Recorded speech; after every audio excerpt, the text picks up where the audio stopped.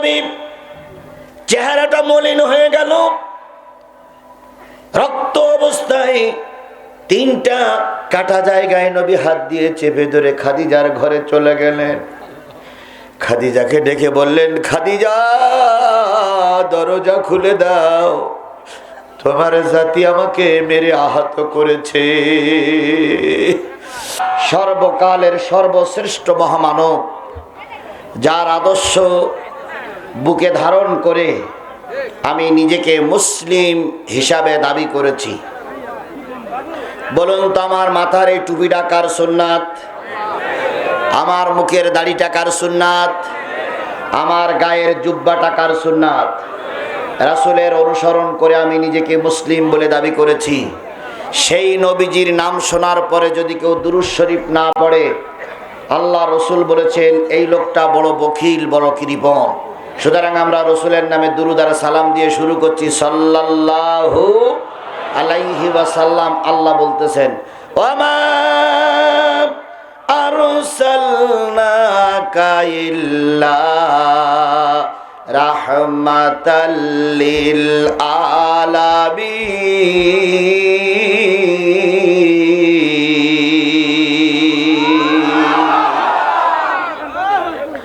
আল্লাহ রাব্বুল আলামিন বলে, বান্দা শোনো, আমি আমার নবীকে গোটা পৃথিবীর মানুষের জন্য, মাখলুকের জন্য, সকলের জন্য রহমত করে পাঠালাম। সুবহানাল্লাহ বলেন। নবী রহমত শুধু কি মুসলমানদের জন্য? নবী রহমত শুধু কি অমুসলিমদের জন্য? নবী রহমত শুধু কি মানুষের জন্য? না না না, পৃথিবীতে সকলের জন্য আমার নবী ছিলেন রহমত। একটা পশুর জন্য রহমত, একটা পাখির জন্য রহমত, মানুষের জন্য রহমত, জিনের জন্য রহমত, অমুসলিমদের জন্য রহমত, ছোটদের জন্য রহমত, বড়দের জন্য রহমত, গোটা পৃথিবীর সকলের জন্য আমার নবী ছিলেন রহমত। সুবহানাল্লাহ বলেন। আল্লাহ হলেন রব্বুল আলামিন, আলহামদুলিল্লাহি রাব্বিল আলামিন। আল্লাহ হলেন গোটা পৃথিবীর জন্য রব, আর আমার নবী হলো গোটা পৃথিবীর জন্য রহমত। যে নবীর চাইতে ভালো মানুষ পৃথিবীতে এখনো কোনোদিন কোনো জায়গায় তৈরি হয়নি। ও আমার জাতি, বলুন তো, ধর্মের কথা বলতে যে সেই নবীকে মার খাওয়া লেগেছে না লাগেনি? ও আমার জাতি, বলুন তো, ধর্মের কথা বলার জন্য আল্লাহ নবীকে দেশ ছাড়া লেগেছে না লাগেনি? ধর্মের কথা বলার কারণে আল্লাহ রসুলকে জেল খাটা লেগেছে না লাগেনি? তাহলে বোঝা গেল, নবীর কথা বলতে গেলে তোমার কপালেও জেল জুলুম হতে পারে। আমাদের সমাজের কিছু লোক বক্তৃতা দিত, নিশ্চয়ই মতিউর রহমান নিজামী অথবা আল্লামা সাঈদী দোষী, নতুবা জেলে গেল কেন? এরকম বক্তব্য দেওয়ার লোক আমাদের সমাজে ছিল না? ছিল না? আমি ওই হুজুরদেরকে তখনও স্মরণ করাই দিয়েছি, এখনো স্মরণ করাই দিতে চাই। আপনাদের বগলে মনে হয় এখনো চুল উঠিনি, কারণ আপনারা ইসলামের ইতিহাস জানেন না।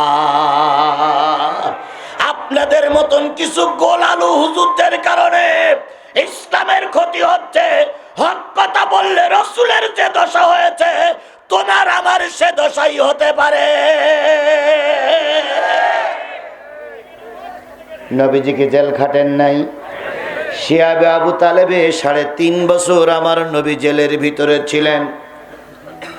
আজকের জেল খাটা মানুষ, আমার আগেই প্রধান অতিথির বিশেষ দূত তিনি বললেন ধারকির মামলায় তিনি জেল খেটেছেন। আপনারা বলেছেন আমরা ধারকির মানুষ, যারা জেল খেটেছেন তারা সবাই জানেন, আমরাও জানি, জেলের ভিতরে খাদ্য পাওয়া যায় না? যায় না? জেলের ভিতরে পানির ব্যবস্থা আছে না নাই? জেলের ভিতরে ফ্যানের ব্যবস্থা আছে না নাই? ও আমার জাতি, আমার নবী যখন জেল খেটেছিল তখন জেলের ভিতরে কিছুই ছিল না। আবু জেহেল বাহিনী খাবার দেয়নি, আবু জেহেল বাহিনী পানি সংগ্রহ করেনি, সরবরাহ করিনি। এমনকি কেউ যদি খাদ্য দেওয়ার জন্য গেছে, তাকে মেরে ধরে জেলখানার গেট থেকে ফিরিয়ে দিয়েছে। নবী এবং তার সাহাবীরা বলেছেন, আমরা জেলখানার ভিতরে মাসের পর মাস কোনো খাদ্য পেতাম না। গাছের বাকলগুলো, ছালগুলো তুলে চিবাইয়ে চিবাইয়ে খেয়েছি। শুকনো চামড়াগুলো চিবাইয়ে চিবাইয়ে নরম করে একটু পানি দিয়ে গিলে ফেলেছি। গাছের পাতা খেয়েছি, ঘাস খেয়েছি। 7 দিন 8 দিন পর্যন্ত আমাদের কোনো পেশাব হতো না। আমাদের পায়খানাগুলো হয়ে গেছিল ছাগলের পায়খানার মতো। ও আমার জাতি সেই কষ্ট বুকে ধারণ করে আল্লাহর নবী ধর্মের দাওয়াত দিলেন, আর তুমি আর আমি মামার বাড়ির ধর্ম মনে করে এখন ধর্মটা যে যেভাবে পারি সে সেইভাবে ব্যবহার করতেছি। মনে হয় যেন সব দায় দায়িত্ব জামাত ইসলামের। সব দায় দায়িত্ব জামাত ইসলাম যদি পালন করে, তুমি এদেশে আছো কেন? এদেশ থেকে কেটে বড়। কুল্লুকুম রাইনা কুল্লুকুম মাসউলিন আন রাইতিহি। প্রত্যেকটা দায়িত্বশীলকে আল্লাহর কাছে কৈফিয়ত দেওয়া লাগবে। একলা জিহাদি মাঠ গরম করবে আর তোমরা ধোঁয়া দেবা না, তাই না? সুতরাং সকলের দায়িত্ব ইসলাম টিকাই রাখার কথা বলেন, ঠিক না ভাই? ঠিক। এত ভালো মানুষটির আবু জেহেল একদিন মেরে বসলো, মুখোমুখি দেখা। আবু জেহেল ডাক দিয়ে বলল, ভাতিজা মোহাম্মদ। জি চাচা। তোমাকে প্রথম লোভ দেখালাম সুন্দরী নারী দেব, শুনলে না। তোমাকে বললাম রাষ্ট্রের একটা অংশ দেব, শুনলে না। তোমাকে বললাম ভোটে পাস করা লাগবে না, তোমার মন্ত্রী বানাই দেব, শুনলে না। তুমি কি চাও? তুমি যদি মনে করো আমার জায়গায় তুমি বসবা, তাও তোমাকে বসাই দিতে রাজি আছি মোহাম্মদ। দোহাই তোমার, দয়া করে কোরআনের দাওয়াত আর কালেমার দাওয়াতটা মানুষকে শোনায়ও না। তারা কলেমার ব্যাখ্যা বুঝতেন, আর আমারে জাতি মনে করে কলেমা হইছে ভিক্ষে করার জন্য। আমারে জাতি মনে করে কালেমা পড়িয়ে কলেমা আসছে বাপ মারি ছেলে সব করার জন্য। আমারে জাতি মনে করে কালেমা আসছে মসজিদে বসে সব করার জন্য না। কলেমা আসছে সত্য মিথ্যা পার্থক্য করার জন্য। কলেমা আসছে হক বাতিল দূর করার জন্য। কথা বলেন, ঠিক না বে ঠিক? সেই কলেমা আবু জেহেল বুঝেছিল, কিন্তু আমার দেশের মৌলবীরা বুঝলো না, আমার দেশের টুপিওয়ালারা বুঝলো না। আবু জেহেল যখন হুঙ্কার দিল, নবী নিজেকে সামলাই নিয়ে নবী বর্ণনা করলেন, চাচা যেটা দিতে পারো সেটাও যদি দাও, আর যেটা দিতে না পারো সেটাও যদি দাও। ওই আকাশের চাঁদ আর ওই আকাশের সূর্য দুইটা যদি আমার হাতে দাও, ও আমার চাচা, যতক্ষণ পর্যন্ত 3.5 হাত বডির ভিতরে রূহ থাকবে ততক্ষণ পর্যন্ত আমি কালেমার দাওয়াত দেওয়া বন্ধ করব না।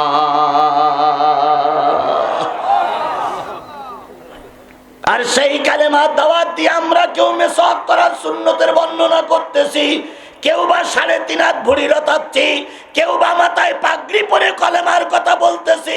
নবী কালেমার হক কথার দাওয়াত দিতে যে আবু জেহেলের রোশনালে পড়লো, আর তুমি আর আমি কালেমার দাওয়াত দিতে যে বিরিয়ানি খাই।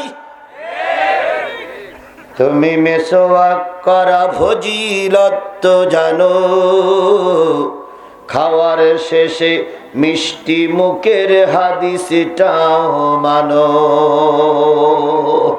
তুমি মেসওয়াক করা ফজিলত তো জানো, খাওয়ার শেষে মিষ্টি মুখের হাদিসটাও মানো। শুধু হক কথাটা উচ্চ স্বরে বলতে পারো না, অন্যায় দেখে বারুদ হয়ে জ্বলতে পারো না। কেমন মুসলমান তুমি একটু ভাবো না, কেমন তোমার ঈমান একটু বলো না। তুমি যেই কালেমার দাওয়াত দিলে হাদিয়া তোহফা মেলে। দেখো সেই কালেমার দাওয়াত দিয়ে কত জোনাজি জেলে। তুমি যেই কোরআনে রস করিলে বুকেতে নেই তুলে। দেখো সেই কোরআনের ব্যাখ্যা লিখে কেউ ফাঁসিতে ঝোলে। তুমি ভাঙনের খেলা খেলতে জানো, গড়তে জানো না। অন্যায় দেখে বারুদ হয়ে জ্বলতে পারো না। কেমন মুসলমান তুমি একটু বলো না।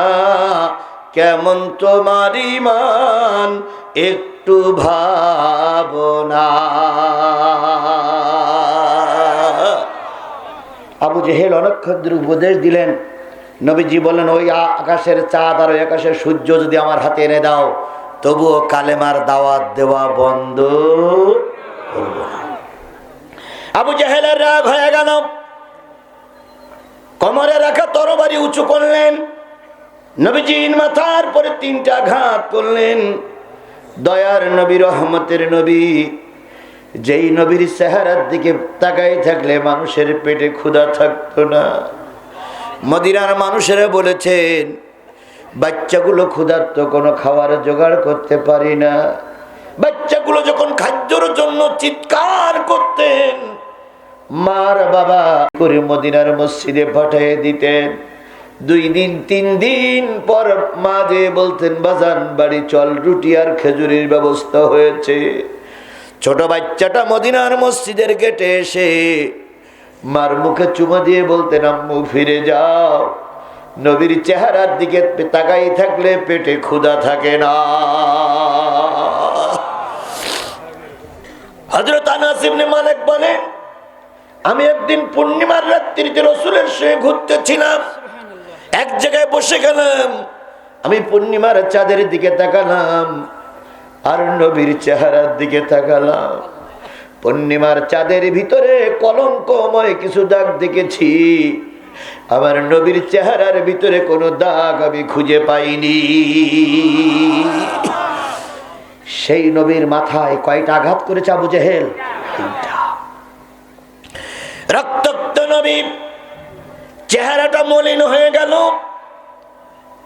রক্ত অবস্থায় 3টা কাটা জায়গায় নবী হাত দিয়ে চেপে ধরে খাদিজার ঘরে চলে গেলেন। খাদিজাকে ডেকে বললেন, খাদিজা দরজা খুলে দাও, তোমার জাতি আমাকে মেরে আহত করেছে। আজকে যারা ওয়াজ শুনতেছেন, আজকে যারা বিভিন্ন কায়দায় টুপি ব্যবহার করতেছেন, আমি জানতে চাই রাসূল সেদিনকে মাইর খেল কি অপরাধে? কালেমার দাওয়াত দেওয়ার অপরাধে। কথা বলেন ঠিক না বেঠিক? তুমিও সেই কালেমার দাওয়াত দাও, আমিও সেই কালেমার দাওয়াত দেই। তোমার আর আমার বেলায় কিচ্ছু হচ্ছে না, তাহলে বুঝতে হবে নবীর কালেমার তোমার আমার কালেমা এক হচ্ছে না।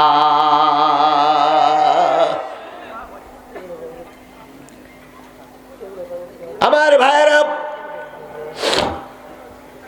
নবীজি পিটান খেয়ে বাড়ি গেলেন।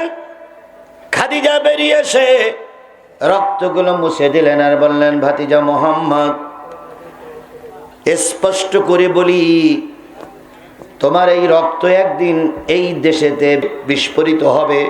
তোমার এই রক্তের পরে একদিন ইমানের কালেমা উড্ডীন হবে। আজকে জয়পুরহাটের মুসলমানদেরকে বলি, যারা শহীদ হয়ে গেছে, শহীদের আপনজনেরা এখানেই বসে আছেন। আমি স্পষ্ট আমার অন্তর চক্ষু দিয়ে দেখতে পাচ্ছি, আল্লাহর কসম, এই রক্ত একদিন বাংলার জমিনে কথা বলবে। আমার জমিন আজ কাল কোরআনের জমিন হয়ে যাবে।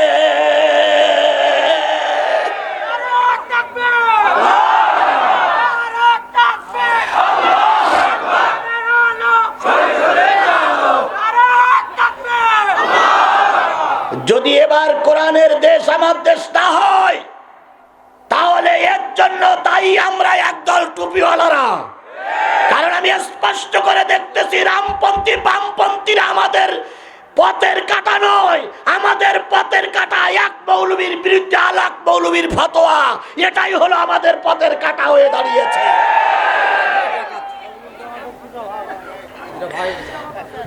কারণ নাম ধরে কোনো কথা না বলাই ভালো। জাতি ভালোই বোঝে কোনটা খারাপ আর কোনটা ভালো। জাতি আর আগের মতন পাগল নেই। কথা বলেন, কথা বলেন। তবে আমি আপনাদের পায়ে দুটো ধরে অনুরোধ করে বলে গেলাম, ভাই 52.5টা বছর কোরআন প্রতিষ্ঠা করার জন্য আমরা কাজ করেছি।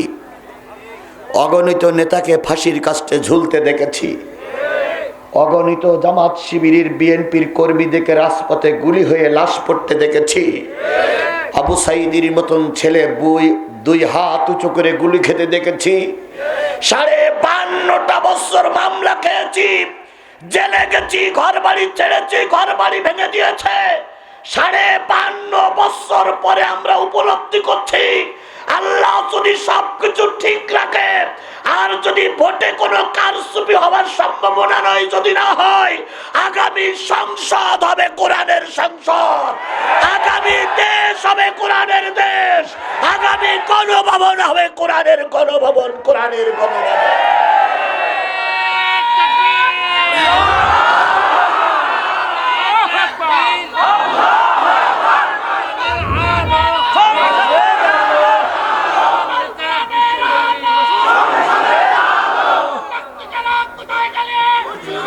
আমার ভাইরা, আমাদের সেই সময়টা আল্লাহ দেখার তৌফিক দান করুক। আরেকটু জোরে বলেন আমিন, আরেকটু জোরে বলেন আমিন, আরেকটু জোরে বলেন আমিন। শুকরিয়া আদায় করছি সেই মালিকের, যে মালিক স্বাধীন সার্বভৌম একটা সুন্দর মুসলিম দেশে আমাদেরকে মুসলমানের হালাতে চলাফেরার মতন পরিবেশ তৈরি করে দিয়েছেন। এই পরিবেশটা বিগত 5 মাস 4 মাস আগে আমাদের দেশে ছিল না। কথাকে একটু বাড়াই বললাম। আজকে কতই নভেম্বর, কত সাল? 1 বছর আগে যান, 1 বছর পূর্বে যান, 25শে নভেম্বর 2023। এখানে যারা উপস্থিত আছেন বুকে হাত দিয়ে বলুন তো, নির্ভয়ে সকলের উপস্থিতিতে এরকম তাফসীর মাহফিল করার পরিবেশ আমাদের ছিল? স্পষ্ট করে বলুন, ছিল? ছিল না। কর্তৃপক্ষ তাফসীর মাহফিলের আয়োজন করার পরে নেতাদের বাড়ি দৌড়াতে দৌড়াতে জুতার ফিতা সব ছিঁড়ে যেত। তারপরেও তারা অনুমতি দিত না। আর যদিও অনুমতি দিয়েছে, কর্তৃপক্ষ বলেছে আমাদের অতিথি বানানো লাগবে। তারপরে বক্তার আইডি কার্ডের ছবি আমাদের কাছে জমা দেওয়া লাগবে। তারপরে অনেক ক্ষেত্রে বলেছে যে আমাদেরকে কিছু টাকা না দিলে আমরা অনুমতি দেব না। আবার ওনারাই মঞ্চে দাঁড়িয়ে দাঁড়িয়ে, মঞ্চে বসে বসে সভাপতি, বিশেষ অতিথি, প্রধান অতিথির দায়িত্ব পালন করেছে। কথা বলেন ঠিক না বেঠিক? সকল ফরম পূরণ করে, সকল শর্ত মেনে নিয়ে অনেক কমিটি বক্তাকে মঞ্চে উঠাইছে। তারপরে বক্তা কথা বলতে গিয়ে যদি একটু মিস্টেক করেছে অথবা একটু ডাইনে বামে চলে গেছে, অনেক বক্তাকে মঞ্চের থেকে অপমান করে নামাইয়ে দেওয়া হয়েছে। অনেক বক্তার মাইক কেড়ে নেওয়া হয়েছে। অনেককে পিটাইয়ে আহত করে হাসপাতালে ভর্তি করা হয়েছে। অনেককে পিটাইয়ে আহত করে গাড়িতে তুলে বিদায় করে দেওয়া হয়েছে। কথা বলেন ঠিক না বেঠিক?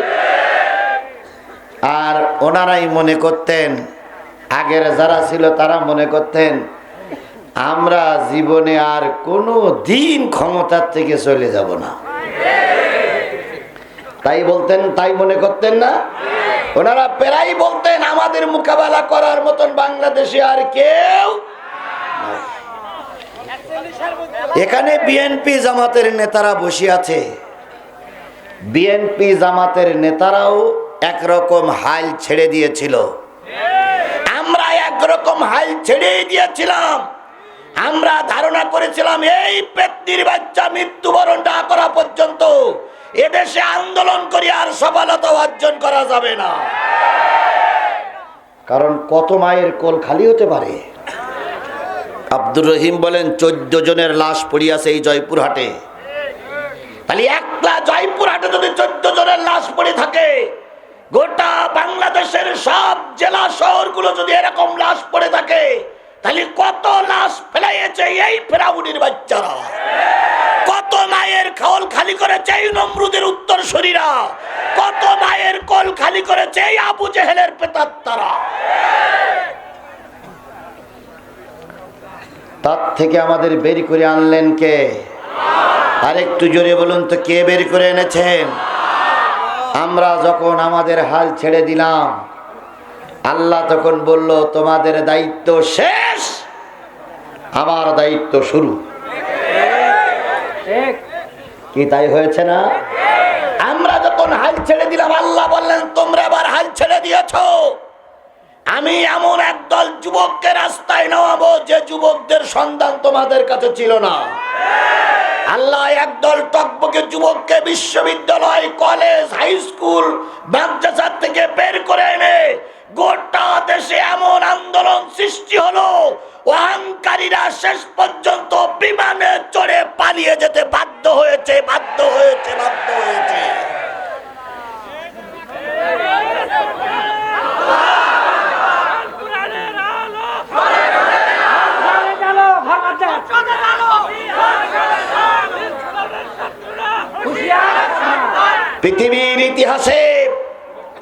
পৃথিবীর ইতিহাসে এমন কোন নজির নাই যে সন্তানকে বিপদে ফেলাই রেখে মা পালিয়ে যায়।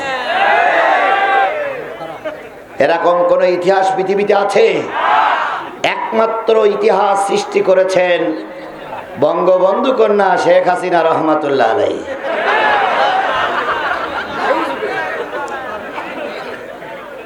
কি আমি কি বাড়াই বললাম? জোরে বলেন, বাড়াই বললাম? উনি ওনাদের সন্তানদের ফেলাই রেখে বিমানে ছেড়ে চলে গেলেন। আহারে, আর তোমরা এখন যারা বাগবাগুম করতেছ, একবারও হিসেব করলে না, তোমাদের মা তোমাদের কোনো কথা মনে রাখলো না। এখন আবার বলতেছে আমি সীমানার পাশেই আছি, চট করে ঢুকে পড়বো, তাই বলতেছে না?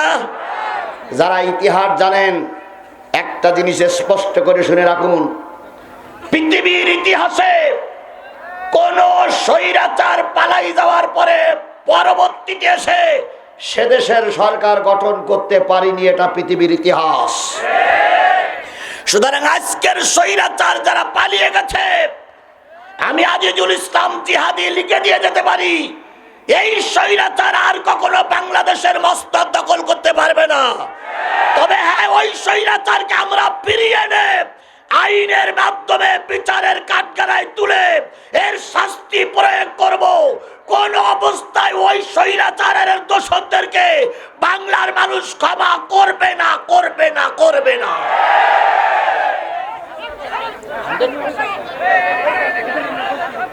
কি হচ্ছে?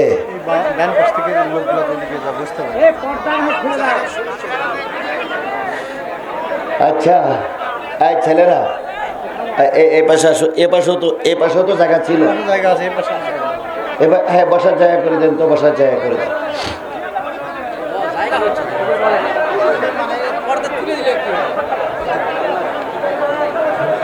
ভাইরা